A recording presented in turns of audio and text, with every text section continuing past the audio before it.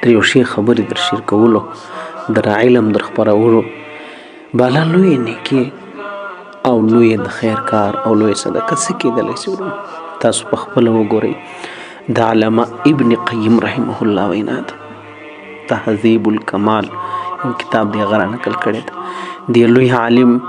او دی لوی پیشوا او دی لوی مقتدا به ویل لا اعلم بعد النبوه درجه افضل من بعث العلم ما ته در نبوت را لاندې را وروسته تر دې بالا لوی د فضیلت درجه او د فضیلت کار معلوم نه دی چې یو څوک یو د علم او د پوهې خبره یو د دین خبره یو د قرآن او د حدیث خبره شیر کی نشری کی هغه خلکو ته ورسوي د هغو په پراخولو د خلکو په خبرولو کې انسان خپل کوشش وکړي. اے د الله نیکانو الدال علی الخیر کفاعله انسان چې یو د خیر لار چاته وشي په دې شولو تا ته الله رب العزت دومره ثواب درکوي لکه تا چې هغه کار خود بخپله کړی لمونځ دې چاته وشوي قرآن دې چاته وشوي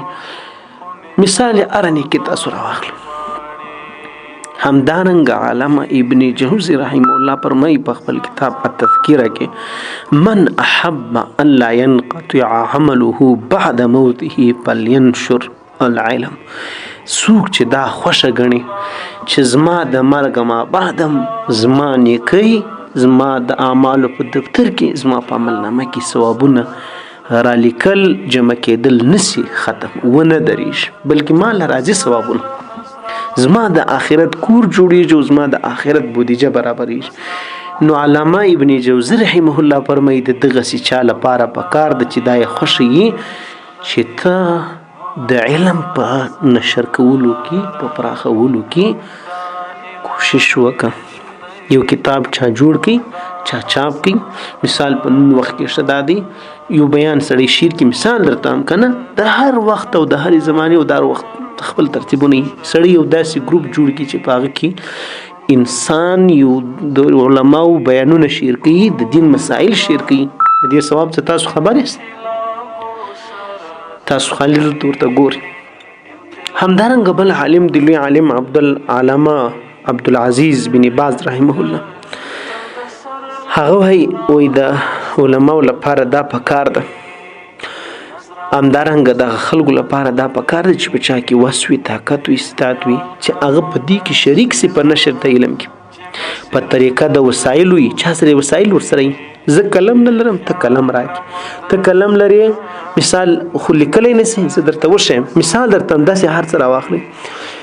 لدې وجې لعظیم الفائدة فی ذلک د ډېر زیاتې لوی فایدو د وجه وصول العلم او علم ته د رسېدلو له وجې الى ما شاء الله من انحاء الارض زما ګرانو عزتمند ورونو لوی عالم دی بل هغه ویل زما دوه وصیت دي ده به دا ویل وای زما دا وصیت دوه وصیت دي وصیتي لنفسي و اياكم زما و نفس و خپل ځان تم دا وصیت دي و تاسو تم الحرص على نشر العلم پر علم پر شیر کولو باندې حرص چې تاسو څه کوئ علم د علم په شیر کولو کې تاسو خپله ګټه اخلئ مثال علم شیر کوئ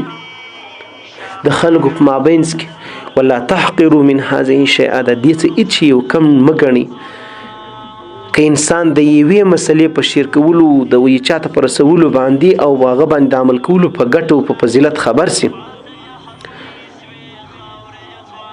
او هغه بیا چې هغه ته وروښي هغه بل چا ته وروښي هغه بل چا ته وروښي هغه بل چا ته در هغه وخت پورې چې دا مسله ژوندی دا خبرې ژوندی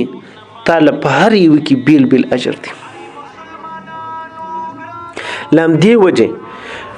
ډېر علما چې تیر سوي دي هغو ډېر ښه کتابونه جوړ کړي دي هغو د دې علم او د دې دین د نشر کولو د شیرولو د خورولو لپاره خورا ډېر کوششونه کړي دي هغو شپیرونه کړي دي هغو په دې کې ډېر زیات کوشش کړي دي چې خلک د تورې تیارکۍ د نور او د رڼا او د اسلام د هدایت خاطر وباسي. ډېر خلک له دې وجې په دلالت په ګمراهۍ کې لویږي چې نه پوهېږي زما ګرانو عزتمندو ورونو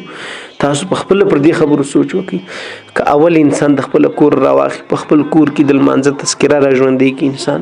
او دارنګه نور یو ښه خبره انسان راوړي د خپل کور او د خپل بچانو پورې چې د هغو ذمهواري په انسان جوړېږي بیا نو څوکه در دوستانو در ملګرو پورې همدارنګه